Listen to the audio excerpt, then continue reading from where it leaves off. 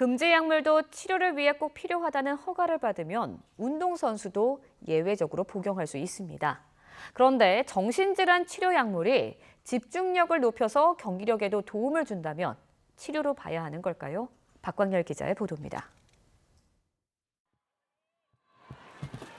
리우 여자체조 4관왕 바이스와 테니스 스타 나달, 그리고 남자 육상 장거리 황제 모 파라까지 최근 러시아 해킹 조직이 치료 목적으로 금지 약물을 복용했다고 폭로한 스타들입니다. 나달은 관절염, 파라는 습진과 알레르기 치료를 위해서였지만 바이스는 좀 다릅니다. 바이스가 쓴 금지 약물은 메틸페니데이트, 주의력 결핍 및 과잉 행동장애, 즉 ADHD 치료제로 장애를 가진 사람의 뇌 기능을 자극해 집중력을 높여줍니다. 이른바 정신의 약. 그 효과 때문에 미국에서는 이미 일반인들 사이에서도 화제입니다.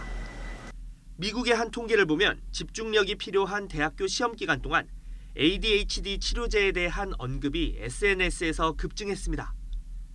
2011년 기준 ADHD 치료제 소비량은 4년 전보다 2.5배나 늘었습니다. 문제는 집중력이 중요한 야구 등 일부 종목에서의 오남용 가능성입니다.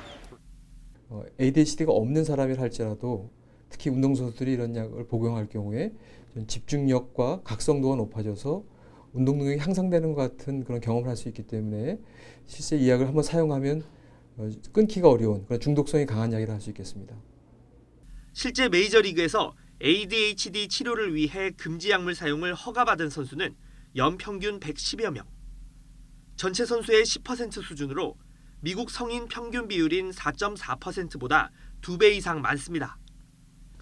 그러다 보니 국가 차원의 러시아 집단 도핑을 폭로한 맥라렌 박사 등 일부 전문가는 규정을 손질해야 한다고 주장합니다.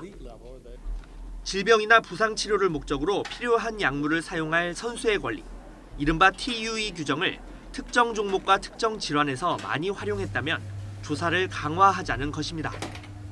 외국 용병 같은 경우에는 이제 ADHD 진단을 받고 약을 복용하고 있었고 그 약을 가지고 국내에 들어온 사례가 있었습니다.